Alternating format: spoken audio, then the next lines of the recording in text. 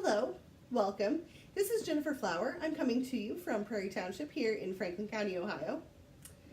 I attended the trustee meeting on January 16th, and there were a few topics of discussion that I thought would be very relevant to go over here.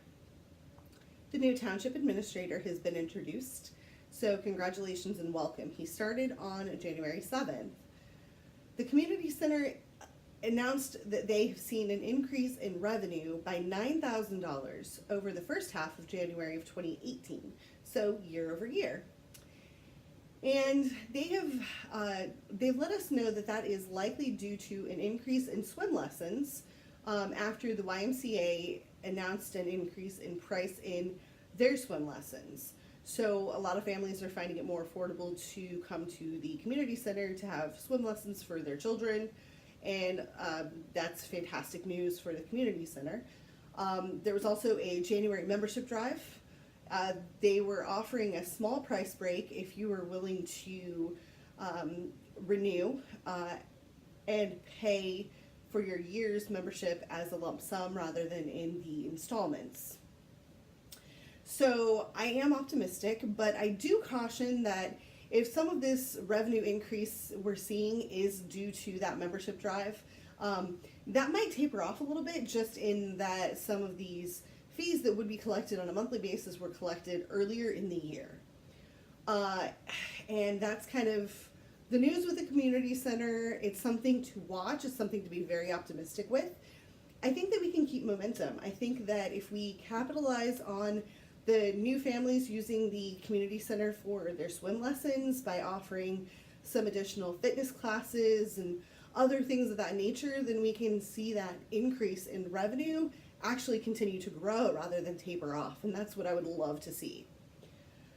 The community, unfortunately, is still being hit very hard by the opioid crisis.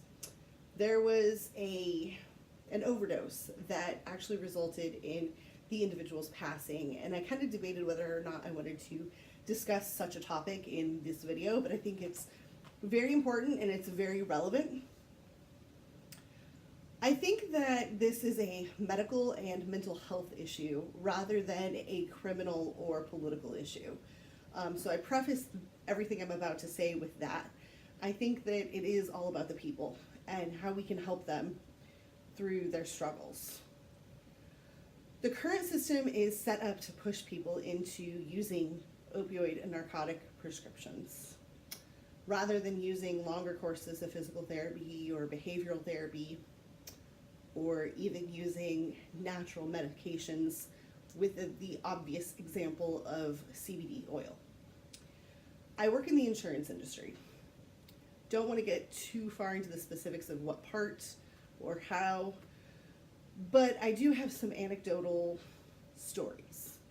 I've worked with specific patients who, in one case, the patient was able to essentially wean themselves off of narcotics because they had the means to pay for CBD oil out of pocket, because with federal regulations we're still not allowed to pay for CBD oil even if it is prescribed by a doctor and even if it's legal in that state that that patient resides in.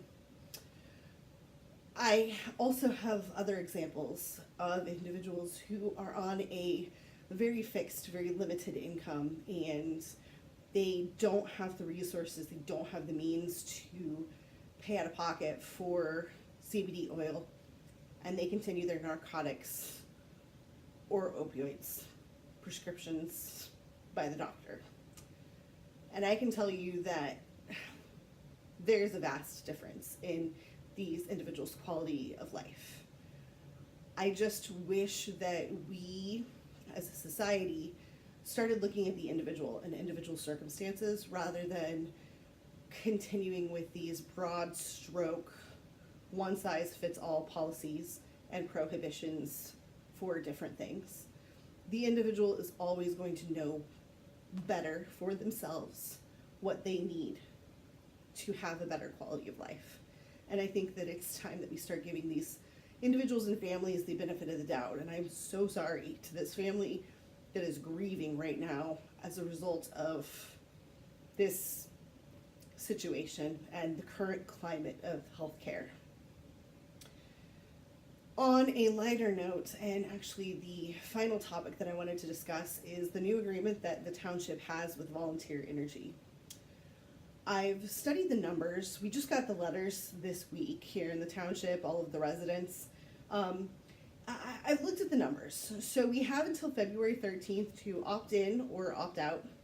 Basically, if you want to opt in, you don't have to do anything. You don't have to respond. If you want to opt out, you have to return the letter, basically letting them know that you're opting out. You can actually opt out at any time. So even if you don't hit the deadline, you can still opt out in the future with no fees. I looked at what the per kilowatt hour charge is compared to what we're currently paying AEP. And to be honest, it really looks like we're going to be saving about $5 a month in my household, just based on our current usage. So, you know, I'm not sure. I think it's something that needs to play out, and we'll kind of see how it goes.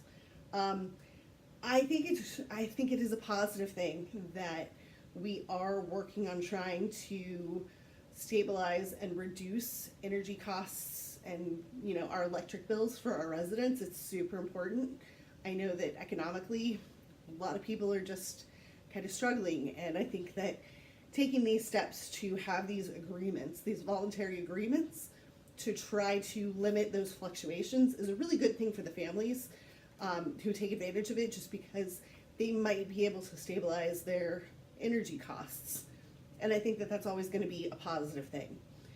So, you know, once again, I encourage everyone to show up to these meetings. They are public, they are open. I understand that not everyone can get to them. That's one of the reasons that I'm doing these videos, is to kind of put my perspective on things, let people know what's going on around the township. So decisions are made by those who show up. If you can show up, I encourage you to do so. And thank you very much. Have a great week.